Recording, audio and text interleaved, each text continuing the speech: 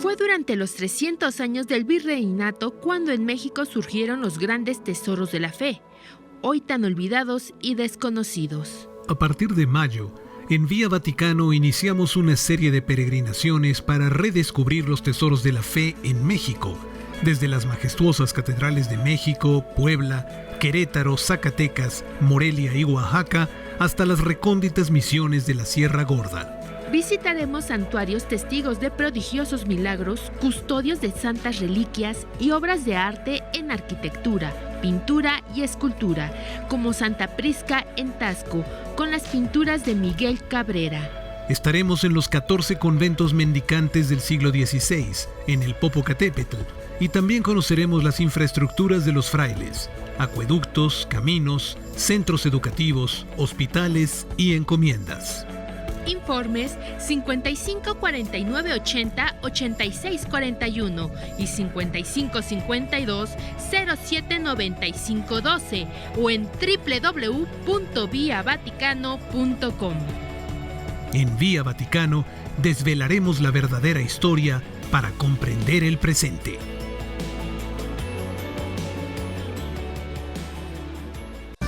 En El Asadero, desde 1966, preparamos la más deliciosa comida tradicional mexicana y nuestro pozole, las cazuelas sincronizadas, gringas y los tacos de bistec, arrachera, chuleta, pastor y chorizo son los más sabrosos de todo México, cosa que nuestros clientes bien saben y no pueden callar.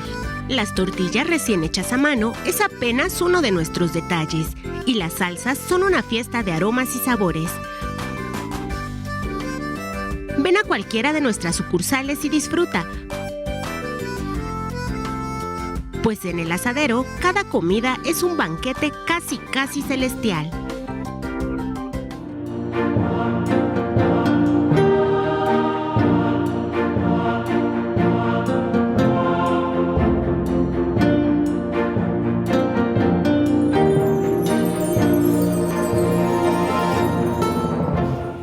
Y estamos de regreso en Ver y Creer, queridos amigos, y les saludo con afecto hoy para presentarles una breve biografía de quien es el responsable de haber definido y clasificado los 7 pecados capitales. Se trata de un monje benedictino que llegó a ser papa y también santo, y por lo tanto, más que presentarles su biografía, se trata de una hagiografía en atención a su santidad. Y me refiero a San Gregorio Magno.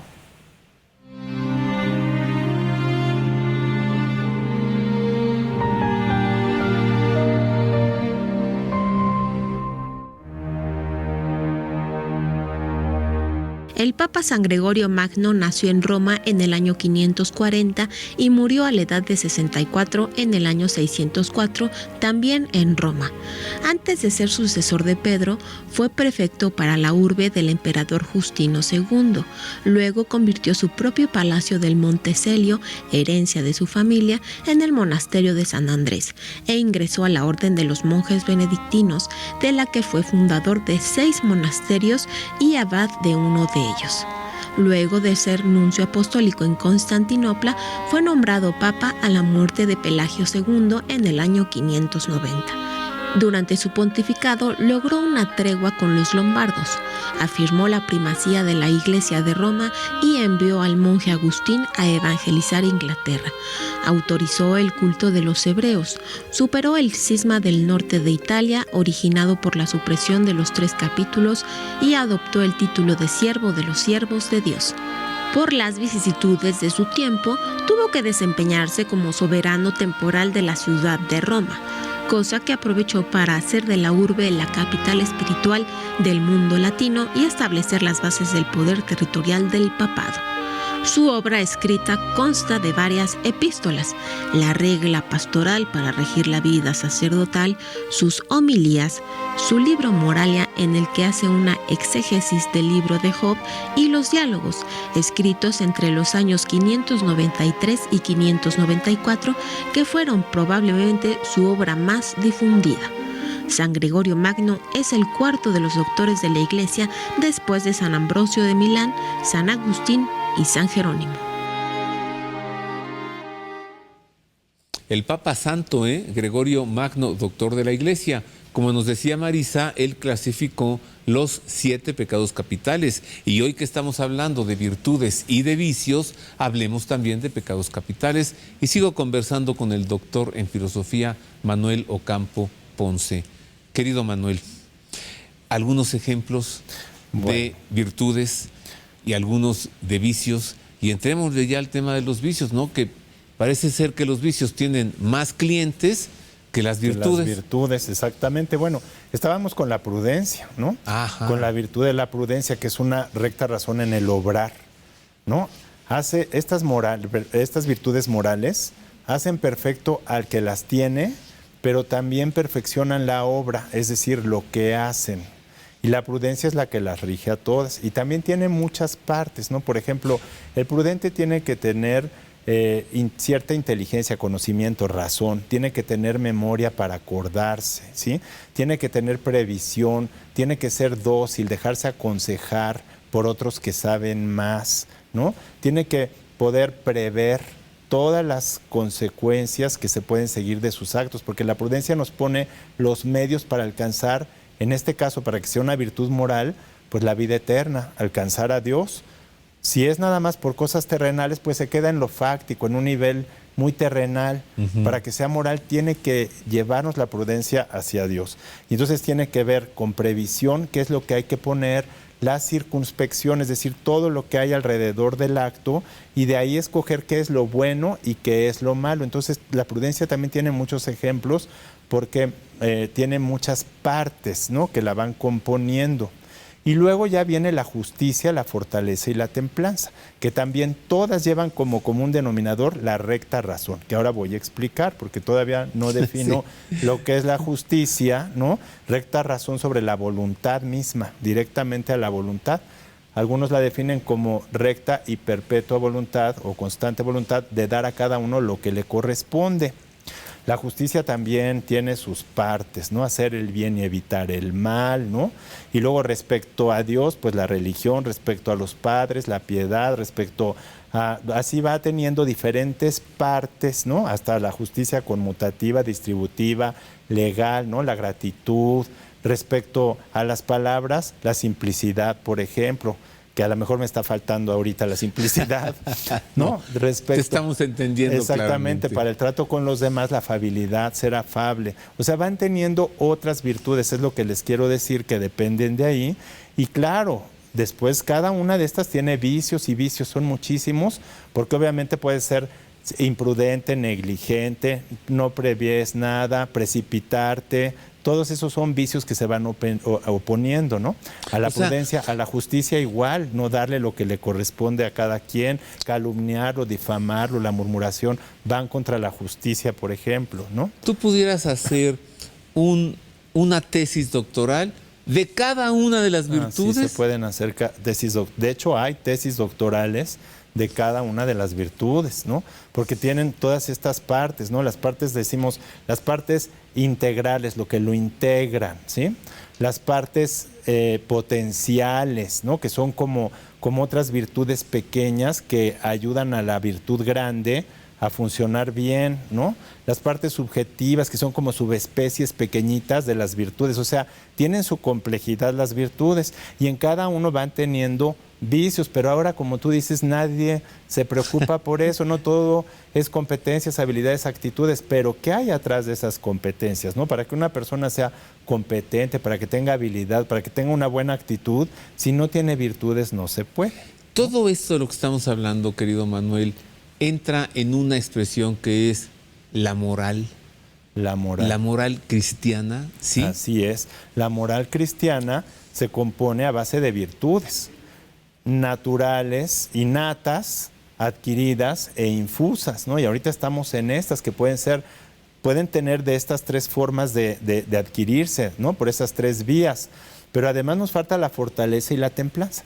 La fortaleza es una recta razón sobre el apetito irascible, o sea, sobre nuestra ira y nuestras pasiones de la ira. Y la templanza sobre el concupiscible, ¿no? El deseo, regula el deseo, esta virtud. Ahora, yo he estado repitiendo el término recta razón. ¿Qué es la recta razón? Bueno, pues es conocer, es una profundización, una penetración intelectual en la naturaleza de las cosas para poderlas ordenar conforme a los fines que ya están en ellas, ¿sí? A su esencia, a su fin, a su objeto. Y además la ordenación efectiva. No basta conocer, sino que hay que realmente ordenarnos y ordenar las cosas conforme al fin que tienen.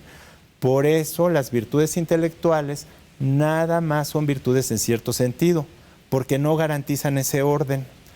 En cambio, las morales, que son las cardinales, que también se llaman morales cuando tienen 3 requisitos que vamos a mencionar, estas virtudes pues confieren el buen uso, o sea, garantizan que se obre bien, pero necesitan la luz de las intelectuales, de la sabiduría, de la ciencia, ¿no?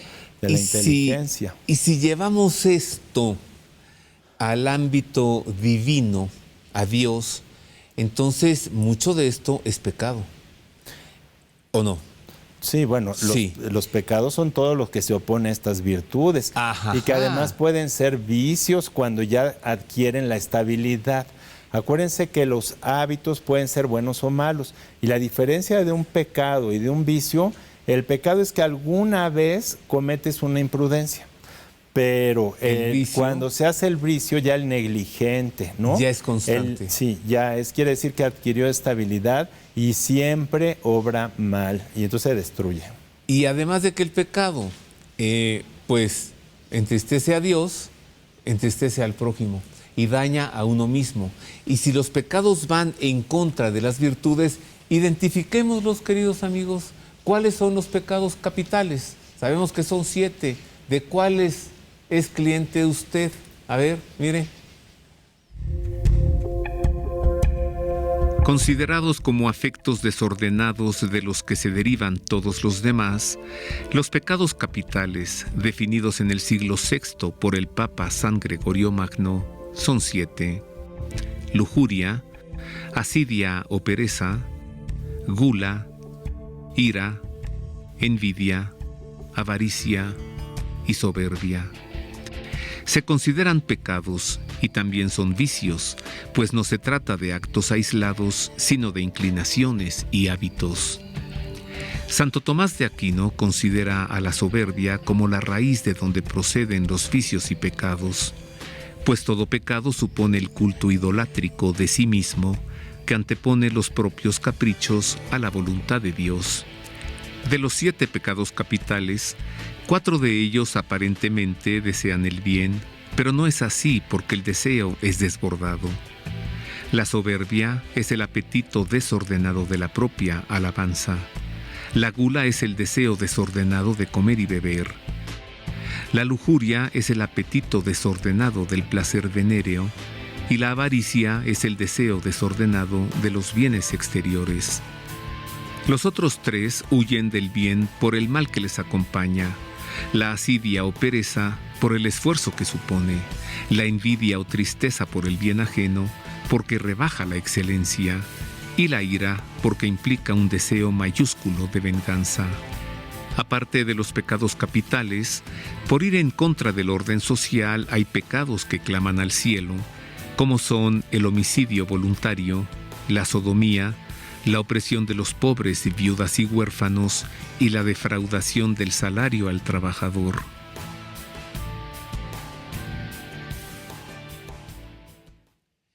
Pongamos ejemplo, Manuel. A ver, si yo tengo el hábito de ir a misa todos los domingos, esto es una virtud. Sí. Y si yo algún domingo no voy, esto ya es un pecado.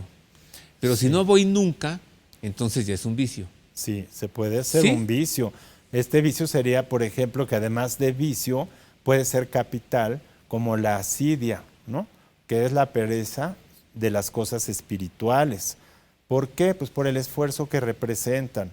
Aunque sean muy buenas, huimos de esos bienes porque nos representan un esfuerzo. Y entonces, efectivamente, si nosotros tenemos esa mala disposición porque somos perezosos, entonces hay que luchar, porque si nosotros logramos superar esa pereza y arraigar el hábito de ir a misa, por ejemplo, los domingos.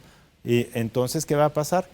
Que se convierte en una cualidad estable y al rato podemos nosotros hacerlo, acuérdense, fácil, rápidamente, y además nos va a causar placer hacerlo bien. En cambio, el vicio te causa placer hacerlo mal, entonces se arraiga más y más y acabas por ya no querer la virtud, despreciarla. Y acabas bestializado. Exactamente, o sea, te va degradando y después ya no quieres lo bueno y acabas hasta odiando a Dios, porque como te exige cosas que a ti ya no te gustan, pues te acabas complaciendo con lo peor y pues revolcando en esa inmundicia. ¡Au! Y ya no, pues ya no. Se te va oscureciendo, nublando lo humano y va saliendo lo bestia. ¿Sí? Sobre todo con las faltas contra la fortaleza y contra la templanza. A ver, por ejemplo. La templanza, por ejemplo, la gula, que también es pecado capital. O la embriaguez. Y la lujuria, ¿sí? Exactamente. La gula puede ser de comer, del beber, de cualquiera de las dos cosas. ¿Qué producen eso? Pues que la mente ya se desaliente, se desanime de las cosas espirituales y que ya no las vea, una ceguera espiritual. Ese es lo malo de... Como un animal que no tiene espíritu. Exactamente, lo de las... Sí, con la diferencia de que el animal actúa ordenadamente porque en él ya hay una ley, un orden establecido. Y en cambio en el hombre tienes que hacer el esfuerzo de que lo superior controle y ordene lo inferior. Nunca hemos visto un lobo gordo. No, porque se la pasa comiendo galletas. Solamente que alguien lo tome de mascotas y entonces le empiece a dar y entonces los seres humanos les pasamos nuestros vicios a los animales, ¿no? Vemos perritos, gatitos así. Tengo que hacer otra pausa. Qué rápido se va esto, ¿no? Mire, ¿sabe usted, así como hemos dicho, que a cada virtud se le enfrenta un vicio? ¿Sabe usted que los pecados capitales, de ellos se derivan perversidades? Hago una pausa, regreso con más de esto y si acaso usted ya va ordenando las ideas de tanta información que nos está dando Manuel Ocampo, posiblemente ya se le ocurra esta idea, de veras que lo mejor es hacer la voluntad de Dios, porque allí no hay ni pecados, ni vicios, ni perversidades. Una pausa, vuelvo con esto.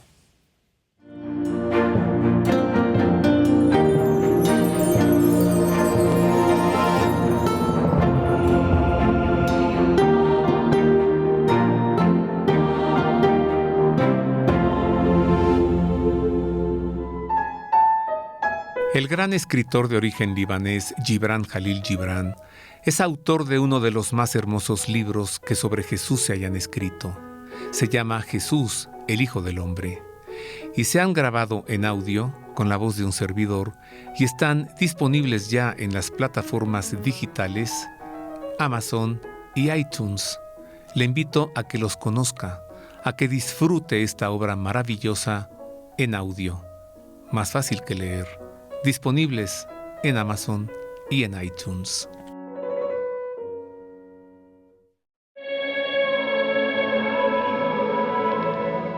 Fue durante los 300 años del virreinato cuando en México surgieron los grandes tesoros de la fe, hoy tan olvidados y desconocidos. A partir de mayo, en Vía Vaticano iniciamos una serie de peregrinaciones para redescubrir los tesoros de la fe en México, desde las majestuosas catedrales de México, Puebla, Querétaro, Zacatecas, Morelia y Oaxaca, hasta las recónditas misiones de la Sierra Gorda.